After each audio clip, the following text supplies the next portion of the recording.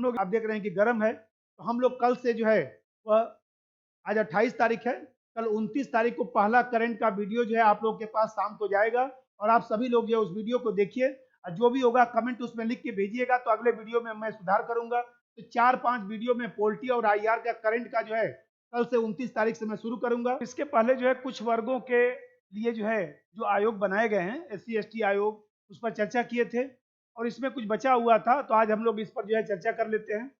इसमें जो है NCBC जिसको हम लोग OBC आयोग कहते हैं, इस पर जैसा चर्चा किया जाए तो देखिए, पहले तो हम लोग को सामान्य बात से इसका समझना है, फिर इसकी कार्य और शक्तियां समझना है और हम लोग को महत्व समस्या भी जानना चाहिए। लेकिन महत्व समस्या जो है ये मेंस में आता है, इसलिए इस पर हम लोग ध्यान जरा नहीं दे। SC ST के लिए हम लोग संविधान जब लागू हुआ उसके बाद ही प्रयास शुरू कर दिए, लेकिन 1980 के दशक में जो है अन्य पिछड़ा वर्ग का उदय हुआ।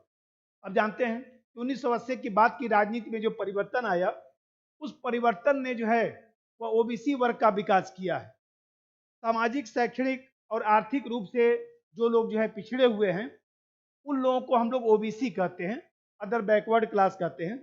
आप जानते हैं कि संविधान में जो है वह अनुच्छेद जो 340 है, जो मूल संविधान में अनुच्छेद 340 दिया गया था, उसमें कहा गया था, सरकार को अधिकार दिया गया था कि वह ऐसा आयोग का गठन कर सकता है जो पिछड़े वर्ग की स्थिति का आकलन करके उसके बारे में सरकार को सुझाव दे। तो ये बात हमारे यहाँ अनुच्छेद 340 में कहा गया था। आप जानते हैं ये 340 में जो ये बात कहा गया था, सरकार के लिए कहा गया था कि सरकार चाहे तो कोई आयोग गठित कर सकती है जो पिछड़े वर्ग की स्थिति का आकलन कर सकता है, उसके बारे में उचित सरकार को सलाह दे सकता है। इसी संदर्भ में हमारे यहाँ जो है वो देखा जाए तो इसी 340 जो अनुच्छेद है, ये जो अनुच्छेद 340 है, इसी को आधार बनाकर हमारे यहाँ जो है अस्थायी आयोग बनाया गया। अस्थायी जो आयोग बनाया गया, आप लोग जानते हैं, आप लोगों को बस हल्का फुल्का रिवीजन ही करना है, बाकी तो आप लोग सब पढ़ ही चुके हैं। अब बहुत ज्यादा कोई समस्या थोड़ी ना है। अब यह है कि थोड़ा बहुत मान लीजिए आप लोग पढ़े हैं, उसमें थोड़ा बहुत हम भी सहभागी बन जाए, थोड़ा सा रिवीजन करा देंगे, बाकी तो आप लोग याद कर ही रखे हैं सब। तो यहाँ पर जो अस्थायी आयोग है, इस अस्थायी आयोग में हमारे यहाँ 2 आयोग बनाए गए और जो पहला अस्थायी आयोग बनाया गया, आप लोग पढ़ते होंगे कि जो प्रथम पिछड़ा वर्ग आयोग बना, प्रथम पिछड़ा वर्ग आयोग, तो प्रथम पिछड़ा वर्ग जो आयोग बनाया गया, इसके बारे में जैसा बोल दें, 1953 में जो है आप लोग पढ़ते हैं काका साहब कालेलकर आयोग, काका साहेब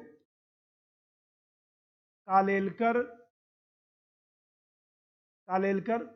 तो काका साहब कालेलकर की अध्यक्षता में पहला पिछड़ा वर्ग आयोग जो है 1953 में बनाया गया। आप जानते हैं कि अब चूंकि इन्हीं की अध्यक्षता में बनाया गया था, इसीलिए हम लोग काका कालेलकर आयोग भी कह देते हैं। तो पिछड़े वर्ग की पहचान के लिए काका कालेलकर आयोग ने जो है वह 4 तरह के मापदंड की बात किया था। उन्होंने कहा था कि 4 तरह का मापदंड यदि है तो हम लोग उस वर्ग को जो है वह पिछड़े वर्ग में रख सकते हैं।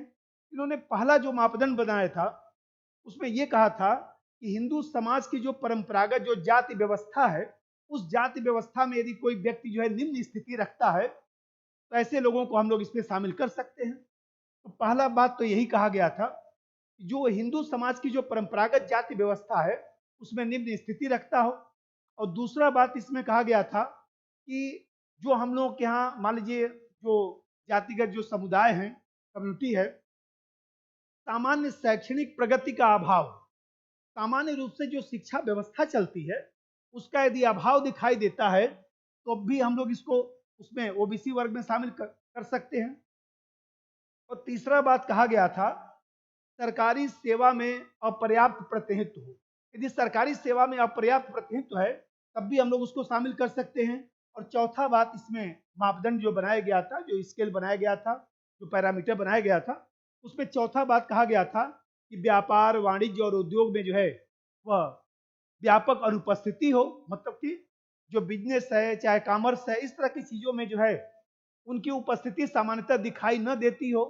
तो काका कालेलकर साहब ने ये 4 मापदंड बनाए थे और कहा था कि इसके आधार पर जो है उन्होंने जातियों को चिन्हित भी किया था, और आप लोग जानते होंगे, याद भी किए हैं, उन्होंने जो है वह 2399 जातियों की पहचान उन्होंने किया था कि भारत में 2399 जातियों को जो है पिछड़े वर्ग में रखा जा सकता है। लेकिन आप जानते हैं कि आयोग के भीतर जो लोग थे उन्हीं लोगों में संघर्ष उत्पन्न हो गया, आम सहमति नहीं बन पा रहा था, और फिर सरकार ने भी जो है इसकी सिफारिश को नहीं माना, क्योंकि आयोग जब एकजुट होकर कोई बात कहता है तभी ना उसको माना जाएगा।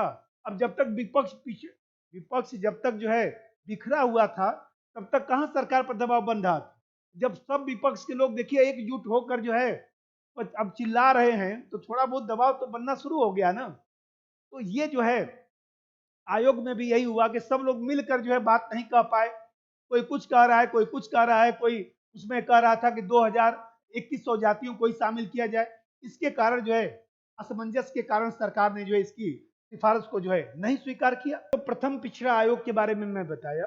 अब यहाँ पर जो है द्वितीय पिछड़ा आयोग जो बनाया गया, जो द्वितीय पिछड़ा आयोग बनाया गया, पिछड़ा वर्ग आयोग जो बनाया गया, अब जैसे इसके बारे में थोड़ा सुन लीजिए। द्वितीय पिछड़ा वर्ग आयोग, तो द्वितीय पिछड़ा वर्ग आयोग जो है, जब जनता पार्टी सरकार आई तो जनता पार्टी सरकार ने जो है वीपी मंडल की अध्यक्षता में, वीपी मंडल बिंदुश्री प्रसाद मंडल साहब, तो वीपी मंडल उनको कहा जाता है, तो वीपी मंडल की अध्यक्षता में जो है दूसरा अस्थायी आयोग बनाया गया। और जानते हैं कि इन्होंने 11 सूचक का प्रयोग किया था, यहाँ पर इन्होंने 4 सूचक का प्रयोग किया था। तो ये जो बीपी मंडल आयोग जो बनाया गया था 1978 में, 1979 में उन्होंने अपनी रिपोर्ट दिया था। तब जानते हैं कि 1978 में ये बनाया गया। इन्होंने 11 सूचक का प्रयोग किया था, लेकिन सब सूचक लिखने पे आपको जरूरत नहीं है, क्योंकि यहाँ पर 4 ही सूचक था, पहला आयोग था, तो इसलिए मैंने बता दिया। तो जो 11 सूचक बनाए गए थे उसमें जो है 4 जातिगत सामाजिक पिछड़ापन से सूचक बनाया गया था, 3 सूचक जो है शैक्षणिक पिछड़ेपन का बनाया गया था, और 4 जो है आर्थिक पिछड़ेपन का सूचक बनाया गया है। आप जानते हैं इस तरह से इन्होंने 11 जो सूचक बनाया था, उसी आधार पर जो है 3743 जो है 3743 इतनी जातियों की इन्होंने पहचान किया था। अब जानते हैं कि इतनी जातियों की इन्होंने पहचान किया था, तो आप देख रहे हैं कि यहाँ पर 2399 था, यहाँ पर अचानक 3743 हो गया। इसका मतलब कि अन्य जातियों को भी शामिल कर दिया गया। इसीलिए माना जाता है कि जो मंडल कमीशन है वहीं से ओबीसी नाम प्रचलित हुआ है, अदर बैकवर्ड क्लास, अन्य पिछड़ा वर्ग जो शब्द है, कभी पूछे कि कहां से आया, तो ये जो है मंडल कमीशन से आया। देखते हैं कि जब मंडल आयोग ने अपनी रिपोर्ट दे दिया तो जनता पार्टी सरकार बहुत दिन तक तो रही नहीं। 1990 में जब देख रहे हैं कि 89 में जब वीपी सिंह साहब की सरकार बनती है, तो वीपी सिंह साहब ने अपने घोषणा पत्र में कहा था कि हम ओबीसी वर्ग को आरक्षण देंगे 27%। बस वीपी सिंह की सरकार जब बनी तो उन्होंने 27% आरक्षण को जो है लागू किया। और इस तरह से देखते हैं कि जो मंडल कमीशन था उसकी रिपोर्ट को जो है वीपी सिंह साहब ने लागू किया, और केंद्र स्तर पर सभी नौकरियों में जो है 27% आरक्षण लागू कर दिया गया, और राज्य भी जो है उसी दबाव में जो है अपने राज्यों में जो है वो आरक्षण को लागू कर दिए। अब यहां तक तो मामला आपको समझ में आ गया। तो यहाँ पर 2 चीज ध्यान रखना है कि प्रथम पिछड़ा वर्ग आयोग और द्वितीय पिछड़ा वर्ग आयोग, यहां तक तो क्लियर हो गया। जानते हैं कि जो ओबीसी आरक्षण लागू किया गया, इसी ओबीसी आरक्षण को जो है इंदिरा साहनी बनाम भारत संघ जो 1992 का जो केस है, इसमें 9 जजों की पीठ बनाई गई थी। आप जानते हैं कि ये भी केस बहुत महत्वपूर्ण है। इंदिरा साहनी वर्सेस भारत संघ 1992। तो इंदिरा साहनी बनाम यूनियन ऑफ स्टेट, मतलब कि भारत संघ, इसका जो केस 1992 में केस आया, आप जानते हैं कि केस बहुत महत्वपूर्ण। इसमें पहली बार सुप्रीम कोर्ट ने जो है जातिगत मापदंड को ही स्वीकार कर लिया कि जाति के आधार पर हम जो है आरक्षण दे सकते हैं, कहीं कोई समस्या नहीं।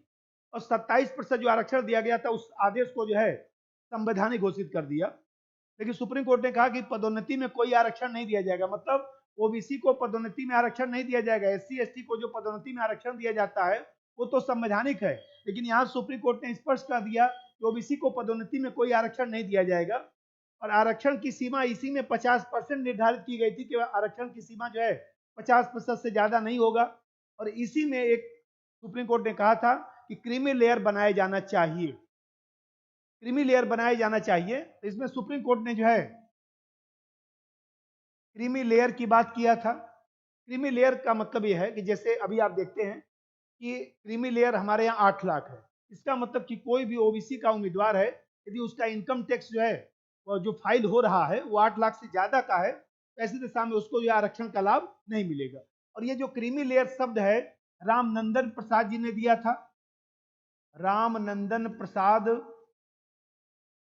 आप जानते हैं कि रामनंदन प्रसाद समिति बनाई गई थी और रामनंदन प्रसाद जी ने जो है क्रीमी लेयर का सिद्धांत दिया था। तो सुप्रीम कोर्ट ने जो क्रीमी लेयर की बात कहा था इंदिरा साहनीवाद में, उसी चीज को रामनंदन प्रसाद ने डिसाइड किया था। और आपको ध्यान होगा कि अभी वर्तमान में 8 लाख है, इसके पहले जो है 5 लाख रुपया निर्धारित किया गया था। मैंने बताया कि प्रथम पिछड़ा वर्ग आयोग बनाया गया, द्वितीय पिछड़ा वर्ग आयोग बनाया गया, फिर इसके बाद जो है 1990 में जो ओबीसी आरक्षण लागू किया गया, 1992 में इंदिरा साहनीवाद आ गया।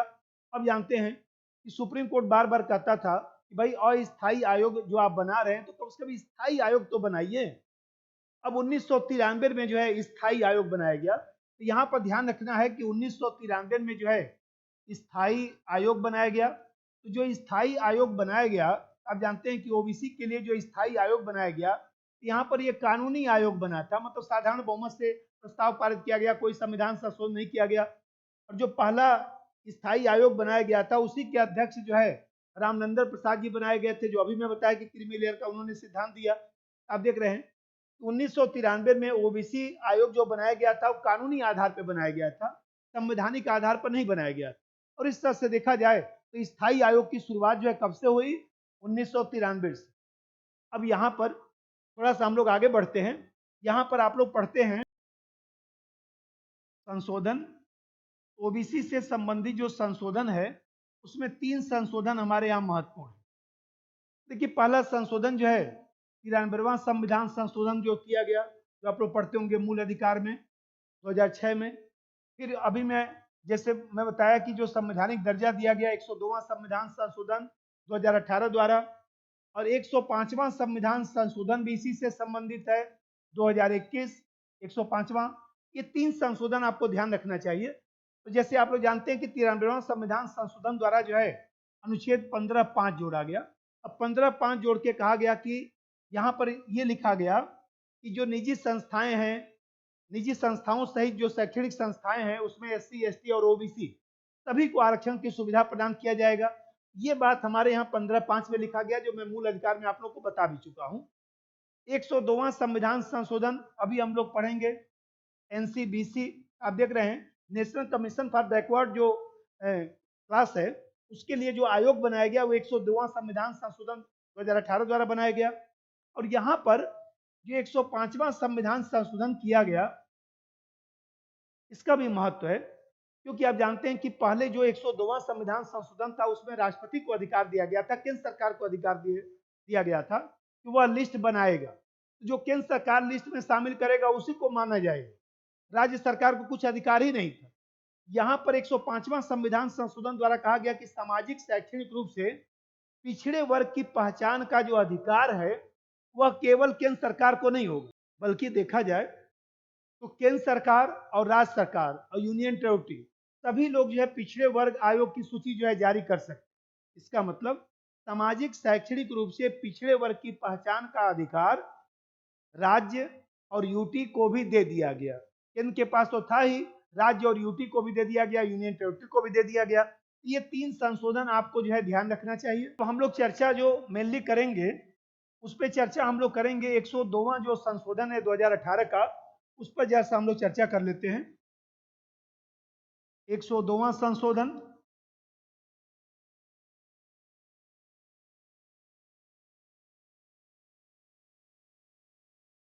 जो एनसीबीसी बनाया गया, national commission for backward classes. अब देखिए इसमें जो 102वां संविधान संशोधन हुआ था उसमें जो है 3 चीजें की गई थी। इसमें जो है 2 अनुच्छेद तो जोड़े गए, प्लस क्या क्या हुआ तो 338 ख जोड़ा गया, एक अनुच्छेद ये जोड़ा गया, और 342 जो है ए जोड़ा गया, दो अनुच्छेद जोड़े गए और एक जो अनुच्छेद था वो माइनस हो गया। कौन सा अनुच्छेद? तो आप लोग रट लिए होंगे, अनुच्छेद 340, इसको माइनस कर दिया गया। अब यहाँ पर 338 ख जो जोड़ा गया उसमें क्या कहा गया? इसी में जो है एनसीबीसी की बात की गई है। एनसीबीसी की जो बात है वो 338 ख में किया गया है। और जानते हैं कि एनसीबीसी का जो गठन हुआ वो कब हुआ? आप लोग पढ़ते होंगे, 1 मार्च 2019 को इसका गठन हुआ। 1 मार्च 2019 को इसका गठन हुआ। और मैं मान लीजिए पूछूं कि एनसीबीसी का पहला अध्यक्ष कौन? बताइए भाई, एनसीबीसी का पहला अध्यक्ष कौन बनाया गया था? भगवान लाल साहनी। पहला अध्यक्ष भगवान लाल साहनी।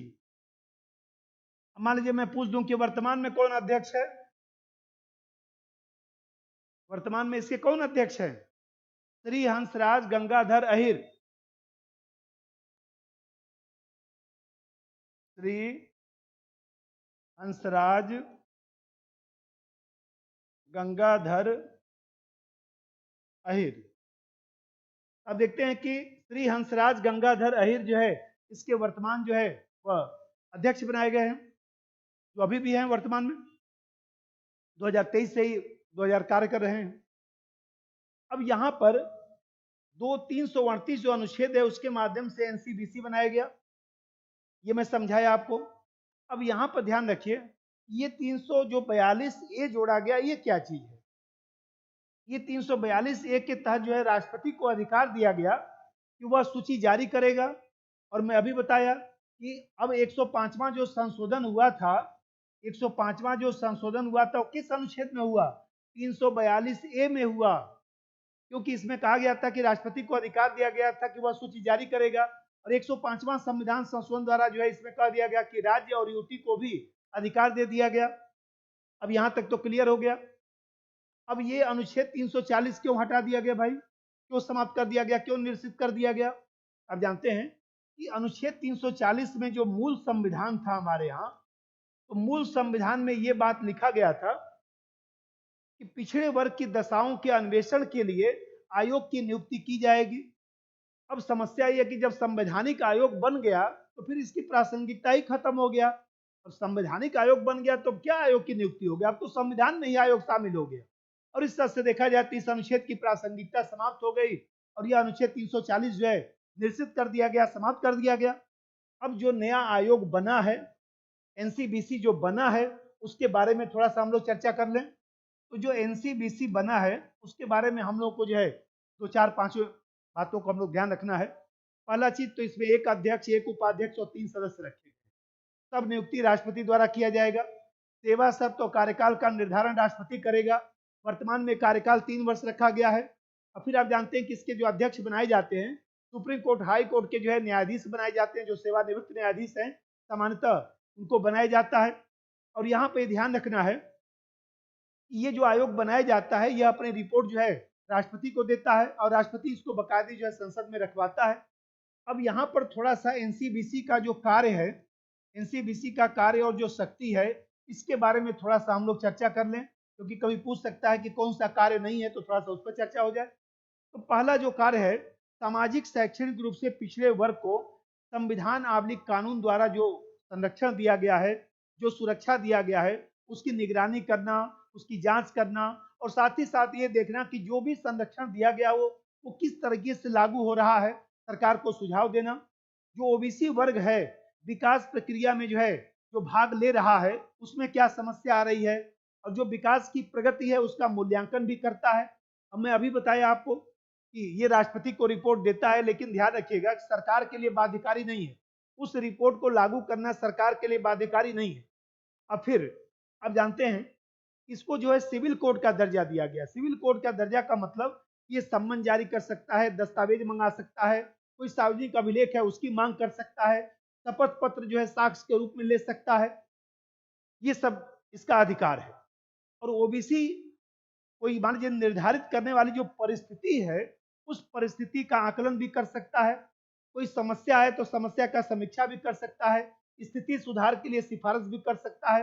एक चीज ध्यान रखिएगा कि 2014 में सुप्रीम कोर्ट ने जो है जो थर्ड जेंडर की बात है,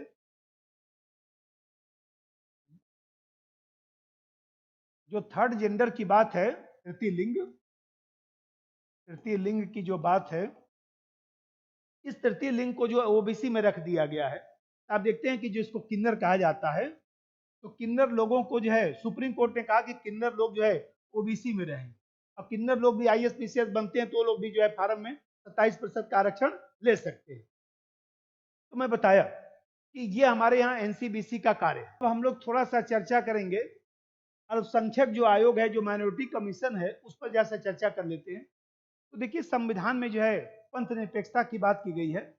अल्पसंख्यक के हितों की सुरक्षा के लिए, जो धर्मनिरपेक्ष परंपरा है उसके बनाए रखने के लिए 1978 में पहली बार जो है मंत्रिमंडलीय संकल्प के माध्यम से जो है अल्पसंख्यक आयोग का गठन किया गया। तो यहाँ पर ध्यान रखना है कि 1978 में जो है वो पहली बार संकल्प के द्वारा जो है इसका गठन हुआ, संकल्प के द्वारा इसका गठन हुआ। अब देखते हैं कि जो हम लोग के यहाँ अल्पसंख्यक आयोग है उसका गठन शुरुआती दौर में संकल्प के माध्यम से हुआ, मतलब संविधानेतर संस्था के रूप।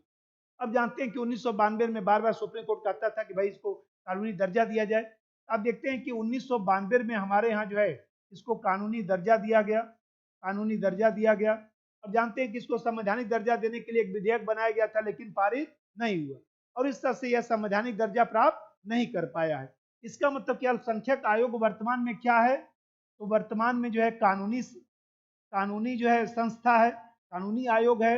अब कानूनी आयोग है तो मैं आप लोगों को पहले दिन ही बताया था कि कानूनी आयोग होगा तो कैसी संस्था होगा, तो संविधानेतर संस्था होगा, संविधानेतर संस्था होगा। इसका मतलब एक्स्ट्रा कॉन्स्टिट्यूशनल बॉडी के रूप में, एक्स्ट्रा कॉन्स्टिट्यूशनल बॉडी के रूप में। आप देखते हैं कि ओबीसी आयोग तो संवैधानिक संस्था है, एससी आयोग, एसटी आयोग संवैधानिक संस्था है, लेकिन अल्पसंख्यक आयोग जो है वह संविधानेतर संस्था के रूप में है। आप जानते हैं इसमें एक अध्यक्ष है और तमाम जो है सदस्य इसमें रखे गए हैं, राष्ट्रपति नियुक्ति करता है और इसका भी कार्यकाल जो है 3 वर्ष रखा गया है। और ये हमारे यहाँ जानते हैं कि जो अल्पसंख्यक का निर्धारण हुआ था 1993 में पहली बार जो है हमारे यहाँ मुस्लिम, सिख, ईसाई, बौद्ध और पारसी, मुस्लिम, सिख, ईसाई, बौद्ध, पारसी, इन इन लोगों को जो है 5 समुदाय के लोगों को जो है 1993 में 93 में जो है अल्पसंख्यक का दर्जा दिया गया था। 2014 में जो है जैन को अल्पसंख्यक का दर्जा दिया गया। इस तरह से देखते हैं कि हमारे यहाँ 6 समुदायों को जो है अल्पसंख्यक का दर्जा दिया गया। अब यहाँ पर एक चीज ध्यान रखना है, ये जो अल्पसंख्यक समुदाय, एक समिति भी बनाया गया था, याद है, सच्चर समिति, सच्चर समिति, सच्चर समिति। तो सच्चर समिति किस लिए बनाया गया था, कब बनाया गया था, 2006 में। तो सच्चर समिति जो बनाया गया था मुस्लिम समुदाय के विकास के लिए जो है सुझाव देने के लिए सच्चर समिति बनाया गया था। 2006 में इसने अपनी रिपोर्ट भी दे दिया था। आप जानते हैं कि तमाम, खैर उसकी चर्चा नहीं करनी है। कभी मान लीजिए मिलाने को पूछे कि सच्चर समिति क्या है, तो मुस्लिम लोगों के लिए, अल्पसंख्यक के लिए जो है विकास हेतु सुझाव देने के लिए बनाया गया था। तो यहाँ पर मैं बता रहा था कि जो अल्पसंख्यक आयोग है उसका भी वही कार्य है कि वह भी अपना जो है प्रतिवेदन तैयार करके केंद्र सरकार को देता है। साथ ही साथ देखते हैं कि अल्पसंख्यक के साथ जो है, जो मान लीजिए भेदभाव होता है या उनके अधिकारों का हनन होता है, उसकी रिपोर्ट तैयार करता है। अल्पसंख्यक लोगों को अधिकारों के प्रति जागरूक करता है, उनमें शिक्षा का जो एटीट्यूड है, शिक्षा की अभिवृत्ति है, उसको बढ़ावा देने का प्रयास करता है। तो सरकार को यह भी परामर्श देता है कि किस समुदाय को और भी अल्पसंख्यक वर्ग में हम लोग शामिल कर सकते हैं। अभी तो 6 समुदाय को ही अल्पसंख्यक का दर्जा मिला है। आप देखते हैं कि हमारे यहाँ जो है इस तरह की इसको कार्यों को निर्धारित करता है। अब यहाँ एक चीज ध्यान रखना है, ये तो अल्पसंख्यक आयोग के बारे में मैं बताया, लेकिन यहाँ पर कभी कभी एक प्रश्न आता है, भाषाई अल्पसंख्यक आयोग, जैसे उस पर भी चर्चा कर दूं। भाषाई अल्पसंख्यक आयोग, भाषाई अल्पसंख्यक आयोग। तो देखिए जो भाषाई अल्पसंख्यक आयोग है ये हमारे यहाँ मूल संविधान में नहीं था, बल्कि अनुच्छेद 350 बी कब जोड़ा गया, रटे होंगे आप लोग, 350 बी किस संशोधन द्वारा जोड़ा गया, 7वां संशोधन, 7वां संशोधन 1956। आप देखते हैं कि ये मूल संविधान में नहीं था। तो 350 बी के तहत राष्ट्रपति को अधिकार था कि राष्ट्रपति जो है भाषाई अल्पसंख्यक जो लोग हैं उनके हितों की रक्षा के लिए आयोग गठित कर सकता है। ये निर्देश दिया गया था 350 बी में। इसी निर्देश के आधार पर 1957 में पहली बार जो है, आप जानते हैं कि भाषाई अल्पसंख्यक आयोग का गठन किया गया और उसी समय जो है इसके 4 क्षेत्रीय कार्यालय बनाए गए हैं। एक तो इलाहाबाद में है, दूसरा बेलगांव कर्नाटक में है, तीसरा जो है चेन्नई में है, चौथा जो है कलकत्ता में है। तो 4 इसके जो है क्षेत्रीय कार्यालय भी बनाए गए हैं। और ये जो भाषाई अल्पसंख्यक आयोग है वो क्या करता है? तो भाषाई अल्पसंख्यक आयोग का पहला कार्य तो यही है कि भाषाई अल्पसंख्यक को जो है मातृभाषा में प्राथमिक शिक्षा उपलब्ध कराने की व्यवस्था उपलब्ध कराना। दूसरा इसका कार्य है भाषाई अल्पसंख्यक के लिए विद्यालयों की स्थापना करना, पुस्तकें प्रकाशित करना, भाषाई अल्पसंख्यक की पहचान करना, विकास के लिए परामर्श देना, या वार्षिक रिपोर्ट भी जो है वो राष्ट्रपति को प्रस्तुत करता है और सरकार भी इस पर कार्रवाई करती है। यहाँ पे एक शब्द आप लोग पढ़ते होंगे, आंग्ल भारतीय। आंग्ल भारतीय, एंग्लो इंडियन, थोड़ा सा बोल देता हूं, एंग्लो इंडियन। तो जो एंग्लो इंडियन शब्द है, ये ध्यान रखिए कि हमारे यहाँ जो है, जैसे आप जानते हैं इसलिए मैं पढ़ा रहा हूँ इसको थोड़ा सा, कि 104वां जो संविधान संशोधन है उसके माध्यम से जो है, जो हम लोग के यहाँ लोकसभा में 2 आंग्ल भारतीय सदस्यों का मनोनयन होता था। यदि राष्ट्रपति की नज़र में लोकसभा में प्रतिनिधित्व नहीं हुआ है तो राष्ट्रपति 2 लोगों का मनोनयन करता था आंग्ल भारतीय का, और विधानसभा में अधिकतम 1 हर विधानसभा में। इस प्रावधान को हम लोग समाप्त कर दिए। अब मैं आप लोगों को बताया था कि अनुच्छेद 330, 331, 332, 333 ये चारों रट लीजिएगा। 330 में क्या है? लोकसभा में SC/ST का आरक्षण। 331 में क्या है? लोकसभा में आंग्ल भारतीय, ये तो खत्म हो गया। तो 332 में क्या है? तो विधानसभा में SC/ST का आरक्षण। 333 में क्या है? तो विधानसभा में एंग्लो इंडियन का आरक्षण, ये भी खत्म। इसका मतलब अनुच्छेद 331 और 333 इसको समाप्त कर दिया गया 104वां संविधान संशोधन द्वारा। आप देखते हैं अब आंग्ल भारतीय हैं क्या? आंग्ल भारतीय का मतलब यह है कि जो संविधान में लिखा गया है, जब अंग्रेजी शासन हमारे यहाँ चल रहा था, आप जानते हैं कि बहुत सारे अंग्रेज जो है वह भारतीय जो महिलाएं हैं उससे विवाह शादी किए थे, बहुत सारे बच्चे भी थे। और ऐसी दशा में जब आजाद हुआ देश तो ये लोग चले गए। अब बहुत सारे लोग जो है यहीं पर रह गए। तो बहुत सारे लोग जो रह गए, मान लीजिए उनकी पत्नी है चाहे बच्चे हैं, तमाम लोग यहाँ यहीं पर रह गए। ऐसी दशा में ऐसे लोगों को जो जो अंग्रेजी एक प्रकार से देखा जाए तो उनकी संतानें थी, तो वे लोग जो रह गए, इन्हीं लोगों को हम लोग एंग्लो इंडियन कहते हैं। अब जानते हैं कि उस समय की परिस्थिति थी तो हम लोगों ने जो है इन लोगों को थोड़ा बहुत आरक्षण भी दिया। जैसे आप लोग पढ़ते होंगे, इन लोगों को जो है जो अनुच्छेद 366 है, तो 366 एक के तहत, 366 एक और 366 दो के तहत जो है आंग्ल भारतीयों को नौकरियों में भी आरक्षण की व्यवस्था। इसी प्रकार से जो है अब जानते हैं कि 337 अनुच्छेद आप लोग पढ़ते होंगे, तो अनुच्छेद 337 के तहत जो है आंग्ल भारतीय लोगों को जो है शैक्षणिक, जो आंग्ल भारतीय समुदाय के लोग हैं, जो शैक्षिक अनुदान है उसके बारे में भी विशेष रूप बंद किया गया है। इन लोगों की कोई संस्था है तो थोड़ा बहुत सरकार विशेष अनुदान भी दे सकती है। तो ये प्रावधान किया गया था। लेकिन मेनली जो प्रावधान था अनुच्छेद 331 में, जो लोकसभा में आंग्ल भारतीय का जो 2 सदस्यों का मनोनयन होता था, ये सब खत्म। और यहाँ पर 1 सदस्यों का जो मनोनयन होता है ये भी खत्म। इस तरह से देखा जाए तो थोड़ा सा ये भी ध्यान रखिएगा, आ सकता है। और हम लोग जो है, अब देखिए करंट की क्लास थोड़ी लेट हो रही है, लेकिन मैं जो है करंट की क्लास का जो है पहला वीडियो कल बनाऊंगा, और पहला वीडियो आप लोगों को जो है सामान्यतः जो है कल शाम को आप लोगों के पास पहुंच जाएगा। इस तरह से अब चूंकि क्लास तो बुलाना संभव नहीं है क्योंकि सब लोग तैयारी कर रहे हैं, और मौसम भी जो है काफी आप देख रहे हैं कि गर्म है। तो हम लोग कल से जो है वह, आज 28 तारीख है, कल 29 तारीख को पहला करंट का वीडियो जो है आप लोगों के पास शाम को जाएगा। और आप सभी लोग जो है उस वीडियो को देखिए, और जो भी होगा कमेंट उसमें लिख के भेजिएगा, तो अगले वीडियो में मैं सुधार करूंगा। तो 4-5 वीडियो में पोल्टी और IR का करंट का जो है कल से 29 तारीख से मैं शुरू करूंगा।